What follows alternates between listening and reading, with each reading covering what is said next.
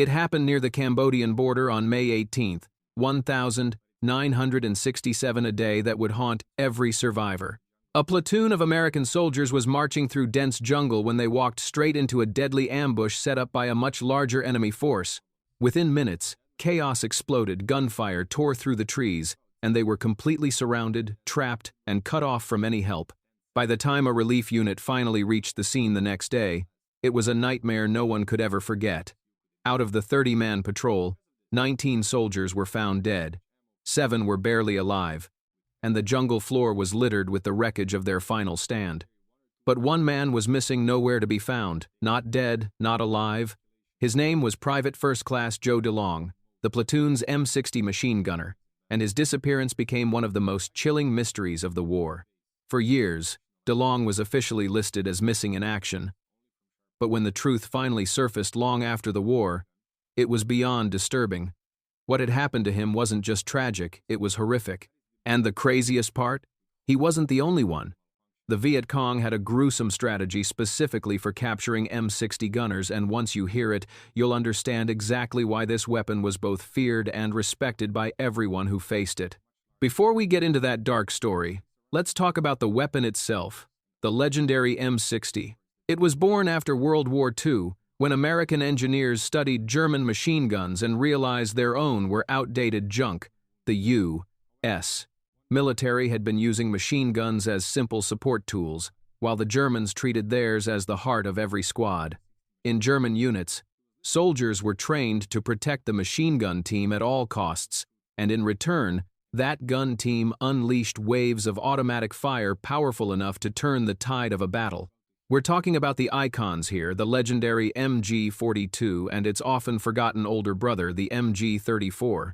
These German beasts set the standard for what a true machine gun could do, and after the war, the Americans knew they had a problem on their hands. Their own arsenal was a chaotic mix: M1 Garands, M1 carbines, Thompson submachine guns, the so-called grease guns, the M1919 and M1917 machine guns, and even the monstrous M2 heavy machine gun. It was like a patchwork collection from every corner of the war. Imagine the mess on the front lines. Each squad carried weapons that all needed different kinds of ammo. That meant resupply trucks had to haul at least 4 separate calibers just to keep one unit firing. Add in the nightmare of spare parts, accessories, and the need to train soldiers on half a dozen totally different systems, and you can see why things were falling apart fast. So when World War II ended and the Cold War started heating up, the U.S. military realized it was time to clean house and prepare for whatever came next, especially with the Soviet Union looming like a storm cloud. The mission was simple: standardize everything. And out of that goal came a new creation, the M60 general-purpose machine gun, chambered in the fresh NATO-approved 7.6 2x51mm round. At first glance, it might not seem like much, but the M60 was actually a Frankenstein's monster built from German genius and American ambition.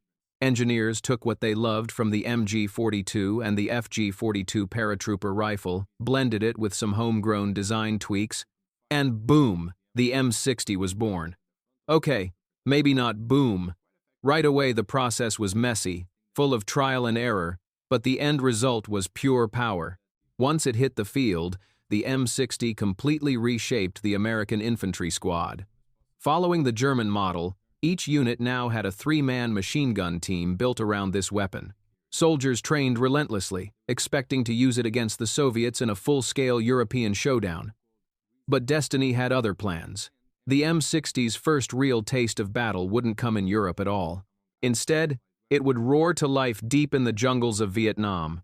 It was in the thick of the Vietnam War that the M60 earned its wild, split reputation. Some swore it was the best weapon ever made, saving countless lives in brutal jungle firefights, while others cursed it as a piece of junk they'd ditch the first chance they got.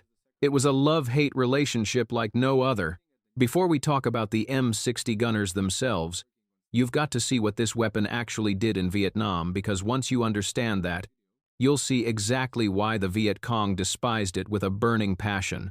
At first, only elite special forces units got their hands on the M60, and they loved it. Compared to the older, clunky machine guns they were used to, the M60 felt sleek, deadly, and fast. But as the war exploded in the mid-1960 seconds, everything changed soon. Every infantry, squad, platoon, and even helicopters, jeeps, trucks, and tanks had one of these beasts mounted or carried into battle. The sound of the M60 became the heartbeat of the American war effort. But our focus is on the real heroes, the soldiers who humped this thing through the jungle on foot. That's where the M60 earned its famous nickname, the Pig. Even though it weighed only about 23 pounds empty lighter than the old M1000, 919, by nearly 10 pounds it still felt like a ton after days of crawling through mud, rice paddies, and blistering heat. Imagine carrying it non-stop through the jungle while also being hunted. It was pure endurance and grit. And the gun's weight wasn't even the worst part. That monster chewed through ammo like nothing else, 600 rounds per minute. A 100-round belt could vanish in 10 seconds flat. That meant the gunner and his assistant had to haul thousands of rounds just to stay ready, never knowing when a firefight would erupt or how long it would last. Every step deeper into the jungle meant more risk, more sweat, and more pressure on the man behind the trigger, because if the Pig went silent, the whole squad was in danger. Because of how crucial the M60 was, soldiers made brutal choices before every mission. Everyone in the squad sacrificed some part of their personal gear just to pack more ammo for the Pig. These weren't random decisions, they were cold, calculated trade-offs made for survival. Before heading out, every soldier would weigh their gear and ask the same question: what's more likely to save my life, comfort or firepower? That answer was always the same: more ammo. Many even left their flak jackets behind at base because they barely stopped bullets anyway. They were only good against shrapnel. The logic was simple but chilling. Extra ammunition could actually keep you alive, while a vest full of false hope couldn't. Early in the war, the M16 rifle was still struggling to prove itself. Its reputation was a disaster: constant jams, misfires, and rounds that got tangled in the thick jungle brush. That 5.56mm round just couldn't punch through vegetation when things got messy. But the M60? Oh, it had no such problem. That 7.62mm firepower could tear straight through trees, branches, and cover like it was nothing.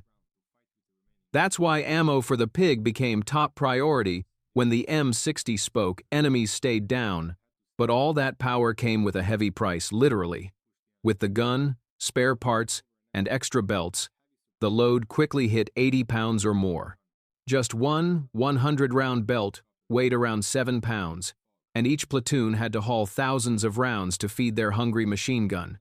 The poor ammo bearer had the toughest job, lugging those heavy belts under brutal heat and humidity, sometimes for days. Next to him was the assistant gunner, loaded with spare barrels, more ammo, and sometimes even a tripod. Then came the M60 gunner himself, the heart of the team and, sadly, one of the most exposed men on the battlefield. He carried the Pig and carried the risk that came with it. And when the bullets started flying, the moment that gut-wrenching pop, pop, pop of an ambush hit, the gunner was the first to act. The M60 would roar to life, spraying hot lead into the tree line, cutting through the jungle like thunder. His job was to suppress the ambush, to keep his brothers alive by pinning the enemy down, and it worked. The M60's power could turn the tables in seconds, forcing even the fiercest guerrillas to duck for cover and rethink their attack. It didn't take long for the enemy to figure it out if they wanted any chance of overrunning an American squad. The M60 had to go down first. That big black beast was the backbone of U.S. firepower, and taking out the gunner meant silencing the squad's deadliest weapon. The Viet Cong learned to spot them instantly. That bulky shape, the glint of the barrel, or even just the way the gunner moved gave it away. And if they missed that, the moment the M60 opened up, its unmistakable roar and the massive cloud of dust it kicked up gave away the position every single time. Within seconds, every RPG, mortar, and grenade the enemy had would rain down on that poor gunner's spot. That's why there was a dark saying whispered through the ranks: an M60 gunner's life expectancy is about 7 seconds after pulling the trigger. Nobody knew exactly where the number came from, but it was enough to make your stomach drop when you got assigned that weapon. 7 seconds. You either moved fast or you didn't move again. So, survival meant constant motion: shoot, shift, repeat. The gunner had to keep firing and switching positions before the enemy zeroed in. Some even turned innovation into a survival skill, customizing their pigs to handle better in combat. They got creative wiring up old tin C-ration cans to guide the ammo belt smoothly into the feed tray, or scavenging chute systems off downed helicopters to make reloading easier. One clever trick was to connect that chute to an old radio backpack, stuffing it with several hundred linked rounds, turning it into one endless belt, sometimes up to 1,000 rounds long.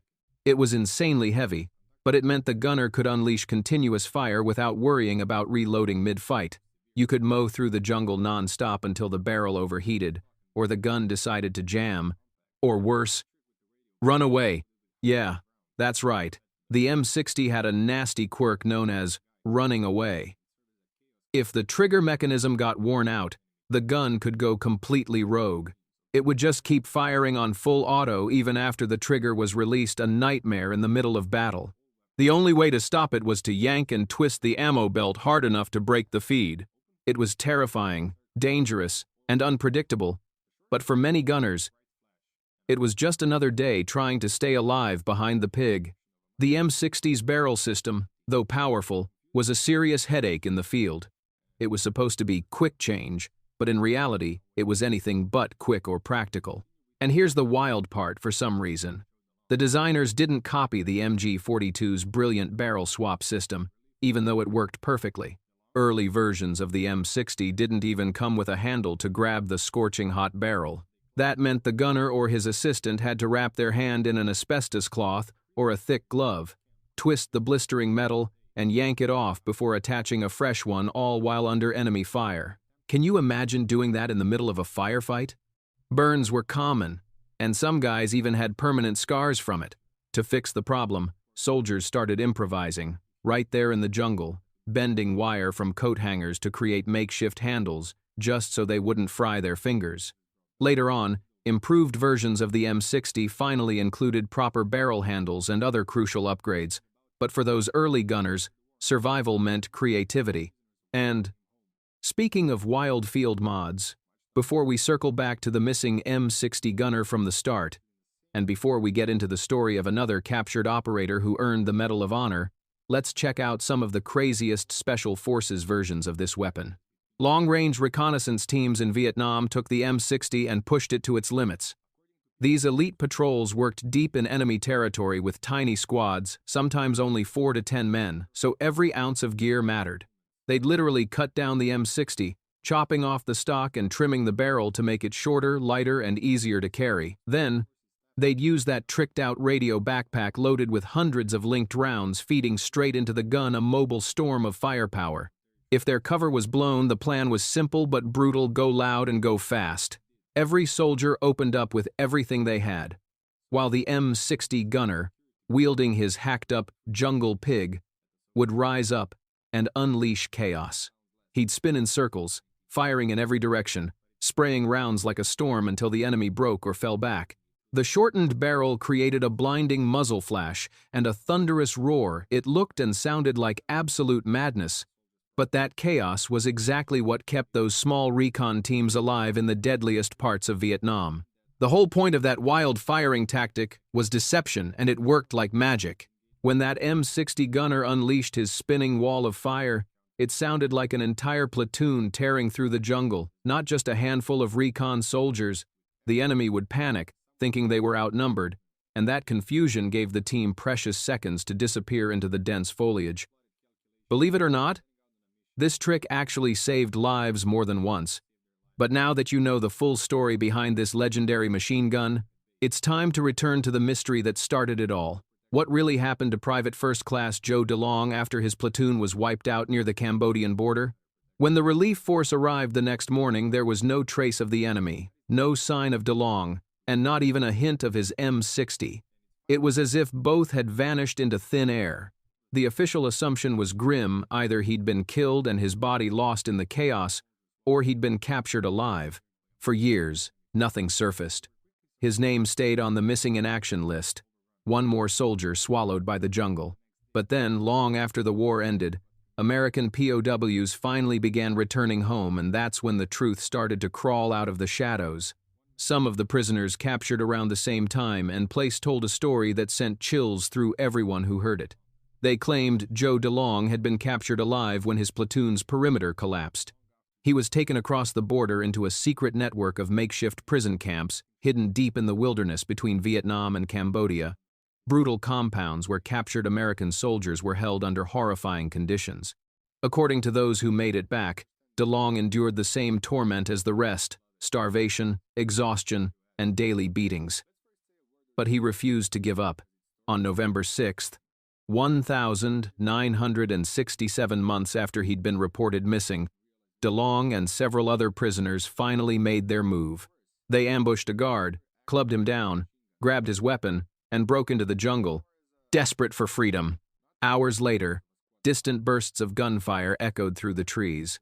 The remaining prisoners could only listen in silence. Eventually, the guards returned furious, dragging the surviving escapees back in chains. The escape had failed. But one man wasn't among them. Joe DeLong was gone. Whether he escaped or met his end in that jungle, no one knew for sure, but his name became a haunting legend among those who lived to tell the tale.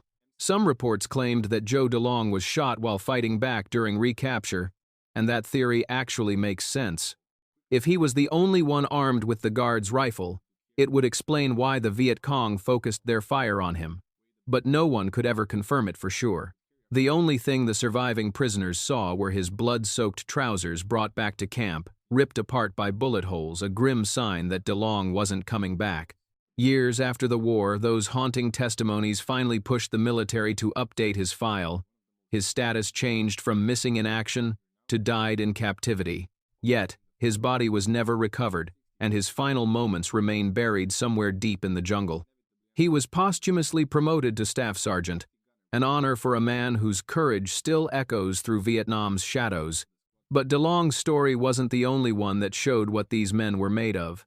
Another soldier's bravery would become just as unforgettable: Special Forces Staff Sergeant John Caney. Though he wasn't the designated M60 gunner, fate had other plans, and when things went bad, he became one. What he did next would go down as nothing short of legendary. Connie was leading a small security platoon guarding a remote radio relay post known as Hickory Hill, a lonely outpost sitting deep in enemy territory. Everyone stationed there knew an attack was only a matter of time, and that time came on June 4th, 1971, when the jungle exploded into chaos. In the early morning light, Hickory Hill was suddenly hit from every direction. Small arms fire, RPGs, machine gun bursts, and grenades turned the quiet hilltop into a war zone. The air was thick with smoke and dirt as Viet Cong fighters swarmed the perimeter, determined to erase the American position completely. Despite being outnumbered, Connie refused to back down. He sprinted from foxhole to foxhole, shouting orders, throwing grenades, and firing back with everything he had.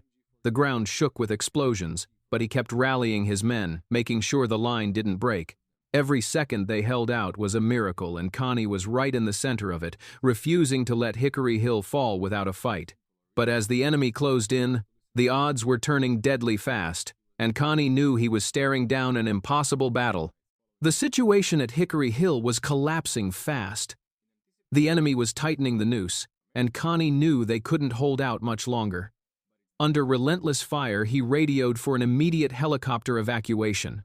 The sky roared as rescue choppers swooped in through gunfire and smoke, dodging RPGs and tracer rounds while trying to land. One by one, they managed to lift off with most of the platoon, but Connie refused to leave. He stayed behind with a handful of men still trapped in the chaos, determined to hold the line until everyone could get out. By afternoon, the outpost was surrounded again, and the gunfire was so heavy that no helicopter could risk another approach. That night, the few soldiers who remained dug in, exhausted and low on ammo, bracing for whatever came next. Connie grabbed an M60 and unleashed wave after wave of suppressive fire, turning the jungle into a wall of noise and fury. That machine gun was the only thing keeping the Viet Cong from storming the perimeter. As dawn crept in, the situation got even worse. The thick morning fog rolled in, grounding any hope of rescue. The enemy used that cover to launch a massive two-wave attack. The first line laid down a rain of bullets while the second hurled grenades non-stop. The explosions tore through the dirt as Connie realized the outpost couldn't hold much longer. Without hesitation, he made a gut-wrenching decision. He ordered his remaining men to slip away while he stayed behind to cover their retreat. Standing tall and completely exposed, Connie gripped the M60 and opened fire, sweeping the advancing enemy lines in wide, furious arcs. Bullets tore through the mist as he cut down wave after wave of attackers, giving his brothers the only chance they had to survive. He was hit again and again, bullets slamming into his body, shrapnel ripping his skin, but he refused to stop firing. Even as his strength faded, he kept that gun roaring until he physically couldn't anymore. When he finally went down, it wasn't from fear, it was from sheer exhaustion and blood loss. The enemy dragged him away, alive but broken. That's when the real nightmare began. Deep in enemy territory, Connie was denied medical care, beaten, and interrogated for months on end. He watched other captured Americans die beside him from disease, starvation, or execution. Yet somehow, he held on. With deep wounds, shattered bones, and even a bullet still inside him, he fought to stay alive for nearly 2 years in captivity. Then, in 1973, the impossible happened. Connie was released during Operation Homecoming. When he stepped off the plane, he weighed barely 90 pounds. But he was alive. His courage, his loyalty, and his last stand at Hickory Hill earned him America's highest honor, the Medal of Honor, for proving that true bravery isn't about surviving the fight, but never backing down when everything is on the line.